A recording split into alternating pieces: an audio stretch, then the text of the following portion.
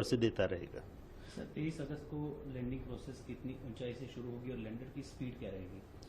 तो जैसा कि मैं बता रहा था कि प्रोपल्शन मॉड्यूल तो चंद्र की कक्षा में घूमता रहेगा और साथ में उसके साथ जो लैंडर मॉड्यूल है जिसको कि हम सॉफ्ट लैंडिंग कराने की कोशिश कर रहे हैं, तो वह 17 अगस्त को लगभग 157 बाई 167 किलोमीटर की कक्षा में था।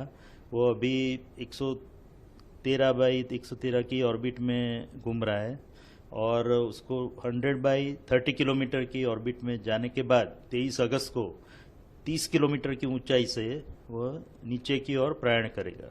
सर लैंडिंग में कितनी मुश्किल हो सकती है और यदि 23 तारीख को कोई टेक्निकल प्रॉब्लम आती है तो क्या होगा सर?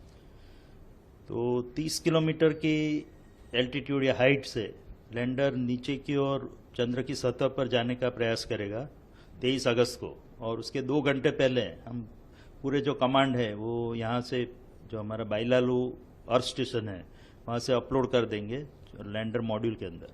और उसके बाद जो लैंडर मॉड्यूल की हेल्थ चेकिंग, टेलीमेट्री और चंद्र में जो स्थिति है उसको सबको ध्यान में रखते हुए लगभग 2 घंटे पहले हम ये निर्णय लेंगे कि उस दिन चंद्र पे उतराण करना ठीक रहेगा कि नहीं रहेगा।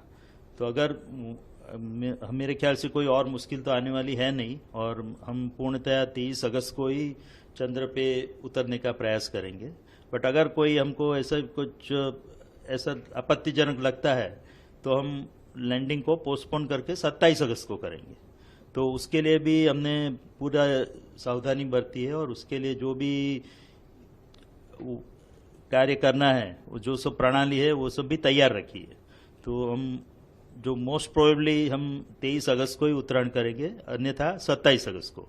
और 23 अगस्त को 30 किलोमीटर की हाइट से वो लैंडर नीचे उतरने का प्रयास करेगा। तो और उसकी जो वेलोसिटी होगी 30 किलोमीटर की हाइट पे वो लगभग 1.68 किलोमीटर पर सेकंड, जो काफ़ी गति मानी जाती है, स्पीड मानी जाती है, उससे वो नीचे की ओर प्रयाण करेगा। और जैसा कि आपको पता है चंद्र का जो गुरुत्वाकर्षण है वो उसको नीचे की ओर खींचेगा।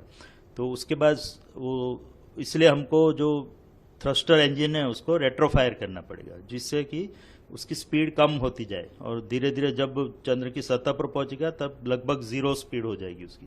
तो उसके लिए हमको इंजन थ्रस्टर फायर करेंगे। तो ऐसे 4 थ्रस्टर इंजन हमने लगाए हुए हैं लैंडर मॉड्यूल में। तो पहले 30 किलोमीटर से वो 7.5 किलोमीटर पे आएगा, वहाँ से 6.8 किलोमीटर पे आएगा। उसके बाद वो 2 इंजन हम बंद कर देंगे और फिर 2 इंजन से ही नीचे की ओर प्रयाण करेगा। जो 2 इंजन उसको रिवर्स थ्रस्ट देंगे, जिसके कारण जैसे कि मैंने बताया जब 30 किलोमीटर पे था उसकी गति 1.68 किलोमीटर पर सेकंड थी, वो 6.8 किलोमीटर तक आते आते 350 मीटर पर सेकंड तक हो जाएगी, यानी कि 4 गुना कम हो जाएगी। उसी तरह वो 6.8 किलोमीटर से फिर 800 मीटर तक आएगा और तब लगभग उसकी स्पीड जो है वो 0 मीटर पर सेकंड जैसी हो जाएगी। और उसके बाद सीधे 150 मीटर तक नीचे प्रयाण करेगा, जिसको वर्टिकल डिसेंट बोलते हैं।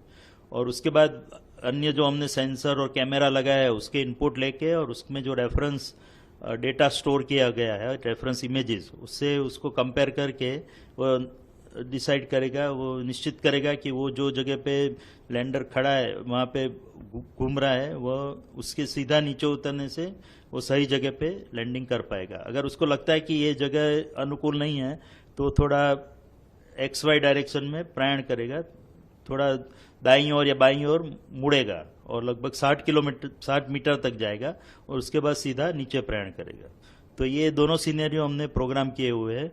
और अगर उसको लगता है कि वो बिल्कुल ही अलग जगह पे पहुंच गया है जिसकी संभावना काफ़ी कम है, बट तो भी हमने उसके लिए जो बोलते हैं कि साल्वेज मोड, एक इमरजेंसी मोड भी रखा हुआ है जो उसको ऑटोमेटिक लैंडिंग की ओर ले जाएगा, जिसमें वो खुद ही निर्णय करेगा कि कौन सी जगह श्रेष्ठ है उतरने के लिए।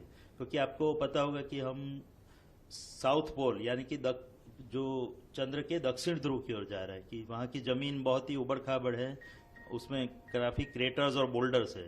तो जमीन उतनी सपाट जमीन नहीं है जो कि विषुवत वृत्त पे पाई जाती है। तो बाकी जो भी लैंडिंग हुए हैं दूसरे देशों द्वारा, अमेरिका या चीन या रशिया द्वारा, वो सब लैंडिंग विषुवत वृत्त पे हुए चंद्र के, जहाँ की जमीन काफ़ी सीधी और सपाट जमीन है। तो उसमें उतरना रिलेटिवली बहुत ही इजी रहता है।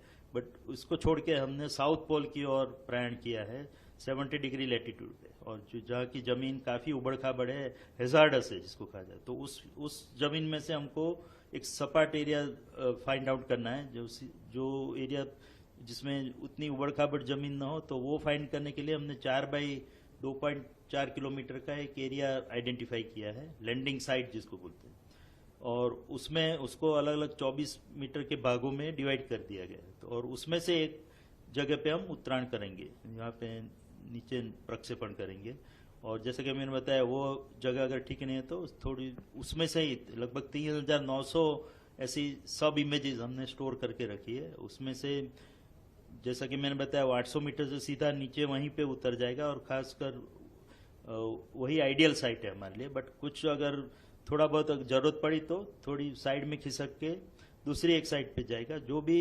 रिलेटिवली सेफ साइड रहेगी। और जैसा कि मैंने बताया अगर 23 अगस्त को हम उत्तरायण का प्रयास नहीं करते और 27 अगस्त को करते हैं, तो वो लगभग जो मेन साइट है उससे 400 से 450 किलोमीटर दूर रहेगी, यानी कि अहमदाबाद के बदले हम बम्बई में उत्तरायण करेंगे, उस प्रकार का सीनरी होगा। बट वो साइट भी उतनी सही नहीं है जो पहली साइट है, बट फिर भी उसमें भी हम सफलतापूर्वक नीचे लैंडिंग करने में सफल हो जाएंगे, ऐसी हमारी पूरा कॉन्फिडेंस है।